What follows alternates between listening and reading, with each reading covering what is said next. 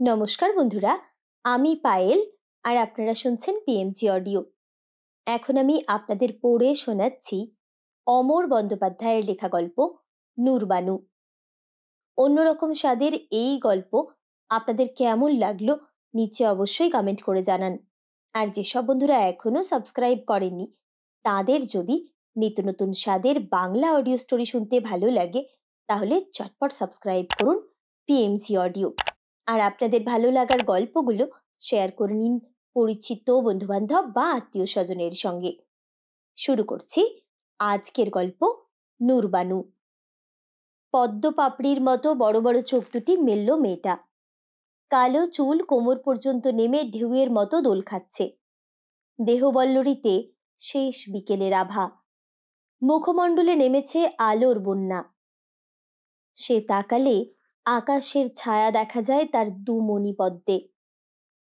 আমি নূরবানু, নিজে থেকে সে বলে।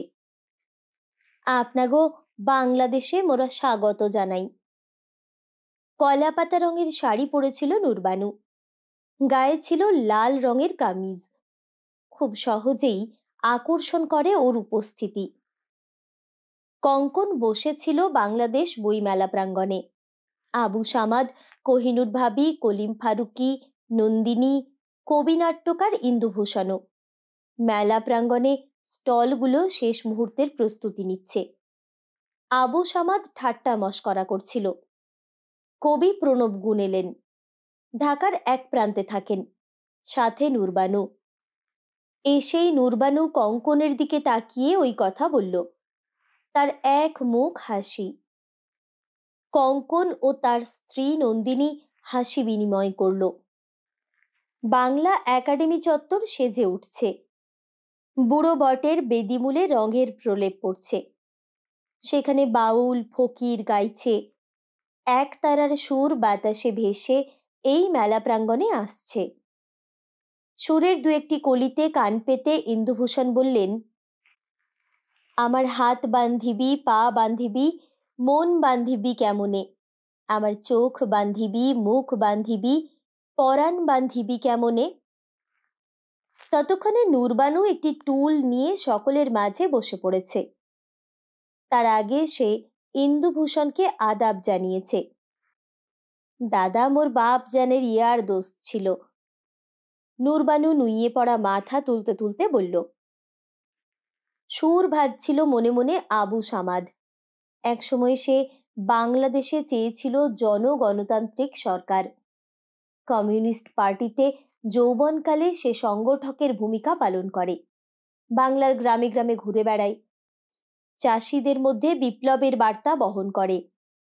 জোতদারদের বিরুদ্ধে লড়াই, ক্ষেত মজুরদের ঐক্যবদ্ধ করা, মাঝি মাল্লার জীবনের শরিক হয়ে তাদের সংঘবদ্ধ করা। আর তখন থেকে গ্রাম বাংলার ভাটিয়ালি, বাউল, পল্লীর মেঠো গান, লালন ফকিরের গান, আর এই সব করতে করতে সে পেয়ে গেল হেমাঙ্গ বিশ্বাসকে। পরিচয় হলো প্রীতি চৌধুরীর সঙ্গে। শুনল গণসঙ্গীত, গাইল গণসঙ্গীত। আমি কোথায় পাবো তারে, আমার মনের মানুষ যে, দিব তার তুলনা কি, যার প্রেমে জগৎ খুশি। হেরিলে জুড়ে আঁখি, সামান্য কি চিনতে পারে তারে, ও তার বসত কোথায় না জেনে গগন ভেবে মরে। গগন হরকরার গান এটি। রবি ঠাকুরের খুব প্রিয়। হেমাঙ্গদার কথা ওর খুব মনে পড়ে। তিনি বলতেন, গণ আন্দোলনের ধারা বিলেত থেকে তৈরি হয়নি, তৈরি হয় পিপলস রাইজ থেকে। মানুষই গান লিখেছেন আন্দোলনের পথে। নিবারণ পণ্ডিত গণনাট্যে এসে গান লেখেননি, লিখেছেন কৃষক আন্দোলন থেকে। জুট মিলের গুরুদাস পাল শ্রমিক আন্দোলন করতে করতে লিখেছিলেন থাকিলে ডোবাখানা। বরং তাকে আইপিটিএতে যোগ দিতে বসিয়ে রাখা হলে সে চলে আসে এই বলতে বলতে, আমি মেটিয়া বুরুজের লোক, আমি শ্রমিক। আমার মনে জাগে গান আর গলায় তার অনায়াস সুর। বলবে না মাগরে, আইসা গেয়ে যাইব ক্ষণ। সব শিল্পী গাইয়েদের এক ছাতার তলায় আনার কথা আবু সামাদ ভেবেছিল, কিন্তু হেমাঙ্গদার এক কথায় সেই প্রস্তাব বাতিল। হেমাঙ্গদা বলেন সিলেটের একটি কথা, শিল্পী সাহিত্যিকরা জিয়া ব্যাঙের মতো ভায়া, পাল্লায় মাপা যায় না। তখন ইন্দুভূষণের মুখ থেকে কথা কেড়ে নিয়ে কোহিনূর ভাবি হাসতে হাসতে গাইতে লাগলো, আমি নাই গেলুম যমুনার ঘাটে, নাই তুলিলাম জল, না হেরিলাম তারে সখী, না হইলাম চঞ্চল, আমার ইচ্ছা বান্ধিবি সোহাগ বান্ধিবি, অনুরাগ বান্ধিবি কেমনে। কলিম ফারুকের দিকে আমি চাইলাম, ভাবি কয় কি? প্রণব বলল, ফারুকি ভাই, তুমি ভাবির পেছনে এসে দাঁড়ায় পড়ো তো, এখন পিকচার লই। সকলেই বেশ সপ্রতিভ, জড়তা নেই। একে একে ভিড় বাড়তে লাগলো। কলকাতা থেকে এসেছে কঙ্কন আর নন্দিনী, সেজন্য অনেকে এসেছে ওদের সঙ্গে পরিচয় করতে। বেশ কিছুদিন আগে কঙ্কনের জ্যোতি বসুর ওপর লেখা বাংলাদেশ, জ্যোতি বসু ও আন্তর্জাতিকতা ঢাকার একটি প্রকাশনী থেকে বের হয়েছে। তখন কঙ্কন ঢাকায় আসতে পারেনি। এই মেলায় সেই বই উন্মোচন হবে এবং পাঠকদের হাতে তুলে দেওয়া হবে। সূচনা লিখেছেন ইন্দুভূষণ, সেজন্য কঙ্কনের ভেতর একটু উত্তেজনা ছিল। জ্যোতি বসু বাংলাদেশে কিংবদন্তি, স্বপ্নের নায়ক। ওরা জ্যোতি বসুকে ওদের দেশের মানুষ বলে দাবি করে, কারণ তিনি ঢাকায় বারুদিতে জন্মেছিলেন। কে উন্মোচন করবে বইটা এ নিয়ে ওরা ভাবছে। কঙ্কন বলল, ইন্দুভূষণদাই কাজটা করুক, কারণ আমার মতো অলসকে এই কাজ ঘাড় ধরে না করালে হতো কিনা সন্দেহ। কঙ্কনের প্রস্তাব সাগ্রহে গৃহীত হল। ইন্দুভূষণদা বললেন, মানুষ মাত্রেই কবি। জীবনের কঠিন সংগ্রাম আর অভাব দারিদ্র্যের সঙ্গে লড়তে লড়তে তার মনের সুর হারিয়ে যায়, সে কবি হতে পারে না। প্রত্যেকের মাঝে বাস করে এক শিল্পী, কিছু না শিখেই সে আপন মনে সুর তুলতে পারে, কথা গেথে গেথে আপন মনের স্বপ্নকে ভাষায় রূপময় করে তুলতে পারে। আমরা সবাই উঠি উঠি করছি, এমন সময় মনিরা এলো। কালো ব্লাউজ আর কালো পাড়ের শাড়ি পরেছিল মনিরা, উচ্ছল হাসি, নির্ভীক চলাফেরা। লিডার এসে গেছে, কলিম ফারুকি ঠাট্টা করে। সত্যিই মনিরা নেত্রী। ওর একটা সংগঠন আছে, যারা অসংগঠিত শ্রমজীবী মানুষ। তাদের হয়ে মনিরা রাস্তায় নেমে লড়াই করে। পায়ে পায়ে আমরা শহীদ মিনারের সামনে এলাম। দেওয়াল জুড়ে লেখা হচ্ছে, আমার ভাইয়ের রক্তে রাঙানো 21শে ফেব্রুয়ারি, আমি কি ভুলিতে পারি। পথ জুড়ে আলপনা আঁকা হচ্ছে। ঢাকা বিশ্ববিদ্যালয়ের ছেলেমেয়েরা হাতে রং তুলি নিয়ে পিচ রাস্তার ওপর এঁকে চলেছে। এবার মধ্যরাত থেকে হাঁটা। মনিরা বলে, কলিম বলে, ঠিক আছে, কিন্তু কঙ্কনদার ভাবি কি পারবে? কঙ্কন সঙ্গে সঙ্গে বলে, কেন পারবো না, আমরাও সারা রাত হাঁটব। লক্ষ লক্ষ নগ্ন পদযুগল ব্যানারে লিখে, আমরা সালামের ভাই, আমরা বরকতের ভাই, ফুল আর কণ্ঠে গান নিয়ে হেঁটে যাবে। মনিরা বলে, ভাবি তুমি কি খালি পায়ে হাঁটতে পারবা? খুব পারবো, নন্দিনী জবাব দেয়। আমাদের হাঁটতেই হবে এবার নগ্ন পদে, ইন্দুভূষণ বলেন, কারণ আমরা এবারের স্টল যার উদ্দেশ্যে করছি তিনি রণেশ দাশগুপ্ত, ভাষা আন্দোলনের প্রত্যক্ষ সৈনিক, কারাবরণ করেছিলেন সেদিন। রমনার ময়দান থেকে মারতে মারতে পুলিশ তাকে নিয়ে যায়। তিনি ভাষার জন্য জেল খেটেছেন। সকলেই একমত, সারা রাত হাঁটবেন। ঢাকা শহরের প্রশস্ত সড়ক 20 তারিখের রাতে জনারণ্যে হারিয়ে যাবে। রূপকথা হার মানে বাঙালির চরণধুলায়। লক্ষ লক্ষ নগ্ন পদধ্বনি, খণ্ড খণ্ড অযুত মিছিল হেঁটে যায় সমস্ত বাঙালির মাতৃত্ব বোধন। কে লিখেছেন এই পংক্তিগুলি? মুচকি হেসে কোহিনূর ভাবির প্রশ্ন আর সঙ্গে সঙ্গে জবাব দিয়ে আবু উচ্চারণ করে, শীতের কুয়াশা মানে হার, মুছে যায় তমিশ্রার রাত, নৈশব্দ জাগরি যেন লক্ষ কোটি সংসপ্তকেরা। কারা হাঁটে? হেঁটে যাও, কেন যাও? কালের উত্তর ফেরে এই বলে, যাই কেন জানো না অচিন, যাই যে পথের চিহ্ন ধরে আজও রক্তের ভাতৃ ঋণ শোধ হয়নি যে, রক্তের ঋণ শোধে যদি যায় পৃথিবীর শতাব্দী সমগ্র, কে দেবে ফিরিয়ে ভাই সালামের রক্তে ভেজা মুখ? কিংবা বরকতের বুলেটের কলজে ছেঁড়া মাতৃত্বের আরতি মোহন? পারো দিতে হে কাল, মহাকাল বিংশ শতক? হাঁটা শুরু হয় রাত 12টায়, জিজ্ঞাসার ব্যানারে। মনিরার জিজ্ঞাসা। মানুষকে ভালোবাসার টানে মনিরা আক্তার কাজ করে চলেছে এখানে। সাথ দিচ্ছে কলিম ফারুকি আর কোহিনুর ভাবি। ওদের একটি পথশিশু কন্যার জন্য এতিমখানা আছে। শ্রম, টাকা পয়সা আর ভালোবাসা দিয়ে ওরা গ্রামে গ্রামে গরিবের জন্য সমাজ সেবার কাজ করে চলেছে। পথ শিশুদের আশ্রয়, অন্ন জোগানো, পড়াশুনোর ব্যবস্থা, আবার কাজের স্থায়ী ঠিকানা নেই যাদের, তাদের পাশে দাঁড়ানো। বেপথু মেয়েদের তুলে এনে পুনর্বাসন দেওয়া কিংবা নিজের পায়ে দাঁড় করানো। শিশু কন্যাদের আশ্রয় দেওয়া, পড়াশুনোর ব্যবস্থা করা এবং স্বনির্ভর করার দায়িত্ব ওরা সকলে মিলে নিয়েছে। আহাদ এসে জুটে গেল। নাট্য ফৌজের দেখভাল করে।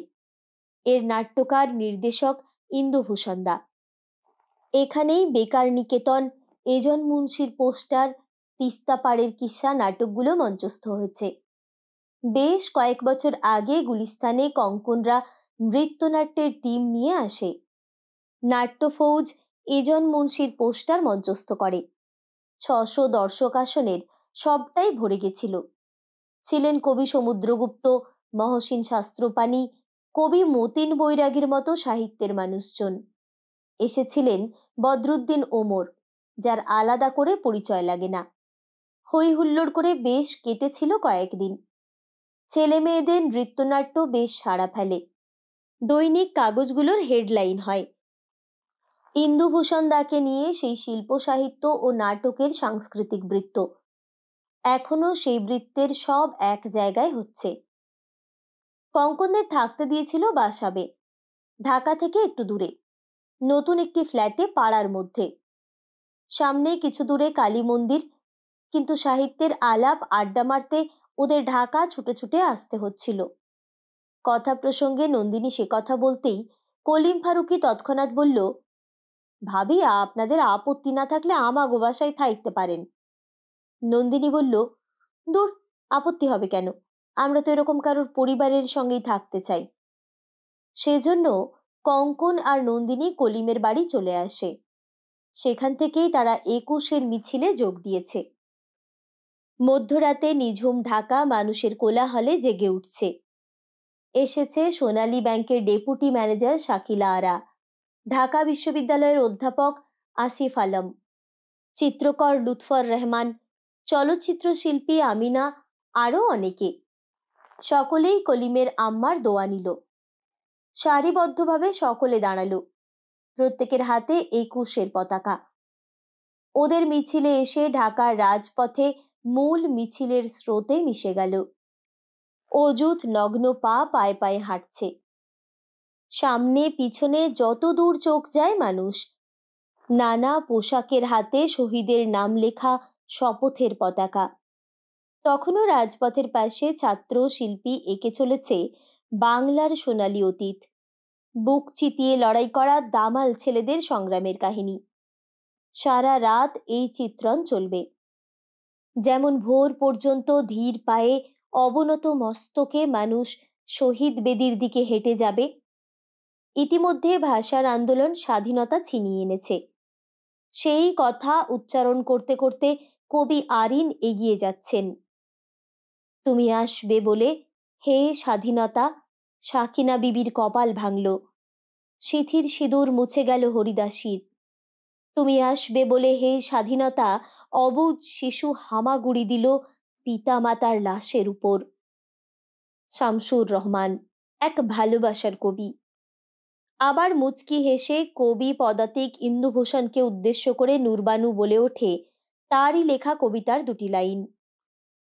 তোমরা যদি কেউ আমাকে জিজ্ঞাসা করো মৃত্যুর পূর্ব মুহূর্তেও, এই যে মশাই, বলুন তো আপনার দেশটি কোথায়, আপনার কোন ভাষা, কোন জাতি বলে পরিচয়, আমি বলবো, কি আশ্চর্য! শোনেননি, রূপকথা নামে আছে এক দেশ, যেখানে যমুনা যৌবনে জাগে, পদ্মা রূপসী রমণী, আর মেঘনা খেলে অতল জলের খেলা। কিংবা বুড়ি গঙ্গা ধরে যদি শীত লক্ষায় যাও, তবে দেখবে ঝিলিক তোলা জীবনের স্বপ্নেরা দূরে শাড়ি পরে আছে বসে দাঁড়িয়ে গাঁয়ের পাড়ে, বাঁশবাগানের সেই কিশোরী কাজল কালো চোখ চেয়ে নূরবানু নামে এক মেয়ে, তার নাম বাংলাদেশ। কবি কি এই নূরবানুকে উদ্দেশ্য করে লিখেছেন জানি না। জিজ্ঞাসু দৃষ্টিতে নূরবানুর দিকে তাকালাম। কি আশ্চর্য সুন্দর কমনীয় মুখ, কি গভীর কালো দুটি চোখ, দিঘির মতো টলটলে। বাংলাদেশের হৃদয় যেন অমন মূর্তিতে উদ্ভাসিত। ইন্দুভূষণের চোখ কি ভিজে গেছে? চাঁদের হালকা আলোয় কবিকে কি ব্যথাতুর লাগছে? হাঁটতে হাঁটতে কঙ্কনরা অনেকটা পথ এসেছে। মিছিল শামুকের গতিতে এগোচ্ছে, কারণ মাল্য অর্পণের কাজ শুরু হয়ে গেছে। প্রধানমন্ত্রী, রাষ্ট্রপতি, মন্ত্রী পরিষদের অন্যান্যরা মালা দিয়েছেন। খালি পায়ে হাঁটার অভ্যেস নেই কঙ্কনের, তাই পায়ে যন্ত্রণা হচ্ছে। বিশেষত ধীরে হাঁটার সময় তা মালুম হচ্ছে। কিন্তু লক্ষ কোটি মানুষের বাঁধ ভাঙা উচ্ছ্বাস আর আবেগ ওর যন্ত্রণাকেও ভুলিয়ে দিয়েছে। কঙ্কন কলকাতায় বড় হয়েছে, সেখানে এই দিন ওরাও ভাষা শহীদ দিবস পালন করে, কিন্তু তা খানিকটা অনুষ্ঠান সর্বস্ব।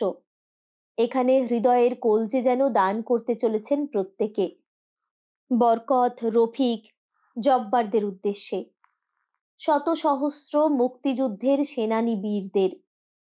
আহাদ ভাই আবেগ কম্পিত গলায় বলছে, আমাদের দুর্বলতা, ভীরুতা, কলুষ আর লজ্জা সমস্ত দিয়েছে ঢেকে এক খণ্ড বস্ত্র মানবিক।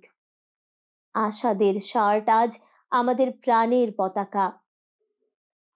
আহাদ ভাইয়ের ওই রকম শালের মতো রিজু শরীর, অথচ শিশুর মতো আবেগোচ্ছল উচ্চারণ আমার সকলের ভেতরটা মুচড়ে দিল।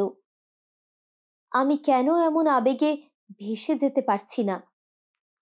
সারা দিনের ক্লান্তির পর কঙ্কন ও নন্দিনী একটু রাতেই কলিম ফারুকির বাসায় পৌঁছল। আম্মা জেগে আছেন, ওদের জন্য গরম জল করলেন তিনি।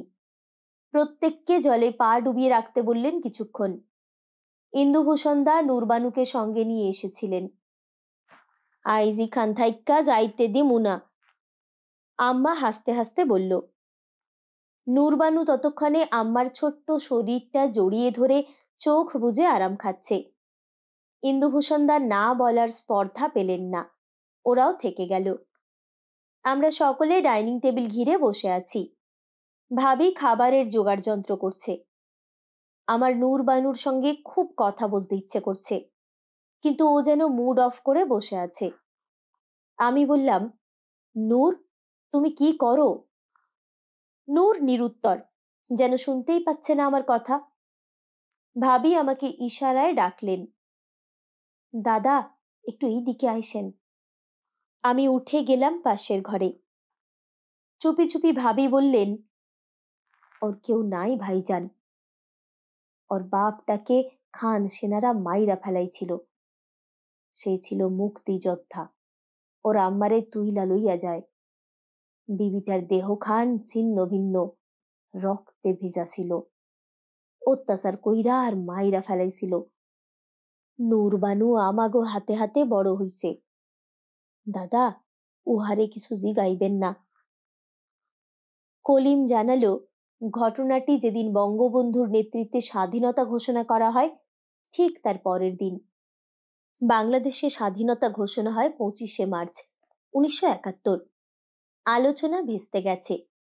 ইয়াহিয়া খান ঢাকা ছেড়ে চলে গেছে। রাত থেকেই অসহায় নিরীহ মানুষের ওপর পাকিস্তান সেনাবাহিনী ঝাঁপিয়ে পড়ে। আক্রমণ করে ঢাকা বিশ্ববিদ্যালয়, পিলখানা, ইপিআরি ঘাঁটি, রাজারবাগ পুলিশ লাইন। ঢাকা শহরের রাস্তায় রাস্তায় লড়াই শুরু হয়। মুক্তিযোদ্ধারা মরণপণ যুদ্ধে নেমে পড়ে। আওয়ামী লীগ নেতা কর্মী, বামপন্থী, দেশপ্রেমিক সকলেই ঝাঁপিয়ে পড়ে। চট্টগ্রামে স্বাধীন বাংলা বেতার কেন্দ্র। স্বাধীনতার আহ্বান শহর থেকে প্রত্যন্ত গ্রামে ছড়িয়ে পড়ে। সেই লড়াইয়ে অকুতোভয় এক দেশপ্রেমিক বামপন্থী ব্রিগেডের দায়িত্বে ছিলেন ইকবাল আহমেদ, কায়সার, ইন্দুভূষণরা। লড়ছিলেন সমানে সমানে, কিন্তু কিছু বেঈমান দালাল তুলে নিয়ে যায় ইকবালের যুবতী বিবিকে। অপ্রস্তুত ইকবাল গোপনে বাসায় ঢুকে সবে খেতে বসেছে, গুলিতে সে ঝাঁঝরা হয়ে গেল। প্রতিরোধের কোনো সুযোগ পেল না। টেনে নিয়ে যায় ইকবালের যুবতী বিবিকে। তার মৃতদেহ মেলে রাস্তার পাশে। হিংস্র পশুর অত্যাচারে ক্ষতবিক্ষত ছিন্ন ভিন্ন লাশ। সেই জননীর মেয়ে নূরবানু। কায়সার, ইন্দুভূষণের বাহিনী যখন খবর পেলেন, তাদের আর কিছুই করার ছিল না। কঙ্কন নিষ্পন্দ নির্বাক হলো। ওই ঘর থেকে বের হয়ে কেন জানি না ও বাইরে আসতে পারছিল না। বাংলাদেশের মুক্তিযুদ্ধে ঘরে ঘরে নূরবানুর মা বাপেরা শহীদ হয়েছেন, কিন্তু নূরবানু বেঁচে আছে। শত সহস্র নূরবানু বেঁচে আছে। নূরবানু কিন্তু টান টান কাঠিন্য নিয়ে উঠে দাঁড়িয়েছে।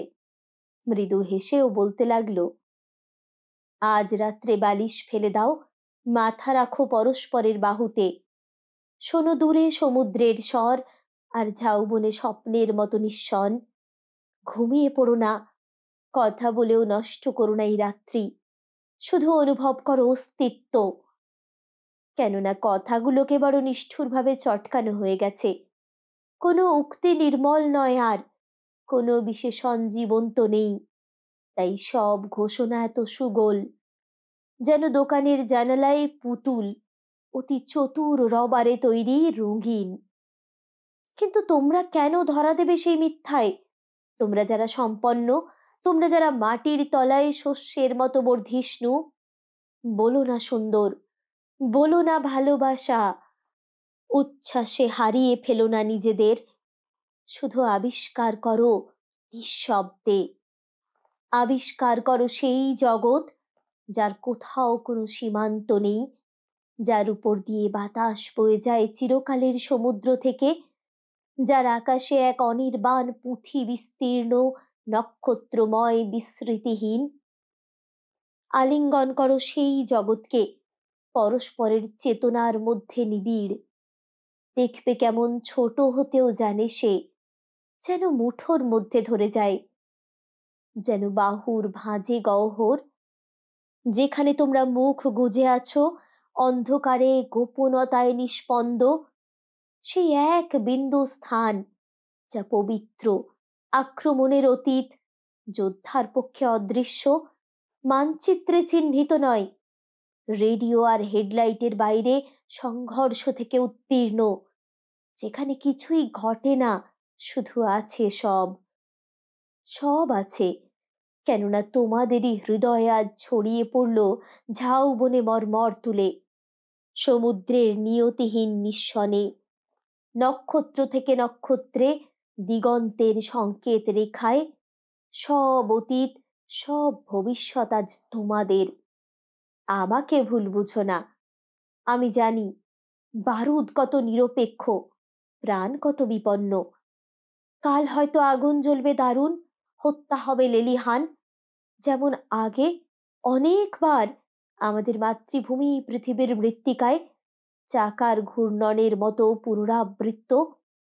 তবু এও জানি ইতিহাস এক শৃঙ্খল, আর আমরা চাই মুক্তি। আর মুক্তি আছে কোন পথে বলো? চেষ্টাহীন মিলনে ছাড়া। মানুষের সঙ্গে মানুষের মিলন, মানুষের সঙ্গে বিশ্বের, যার প্রমাণ, যার প্রতীক আজ তোমরা।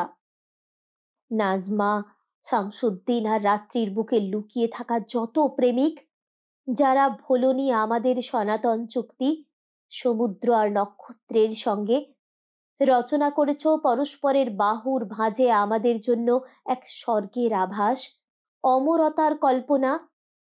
আমি ভাবছি তোমাদের কথা আজকের দিনে, সারাক্ষণ।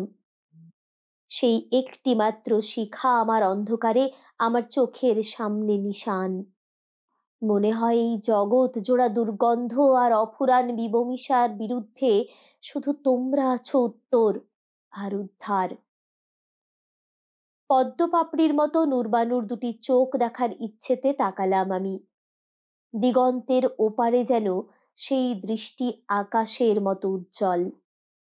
এও জানি ইতিহাস এক শৃঙ্খল, আর আমরা চাই মুক্তি। নূরবানু যখন গ্রীবা তুলে স্পষ্ট উচ্চারণে বলছিল কথাগুলো, আমি উপলব্ধি করলাম নূরবানুরা সেই চুক্তি করেছে সমুদ্র আর নক্ষত্রের সাথে।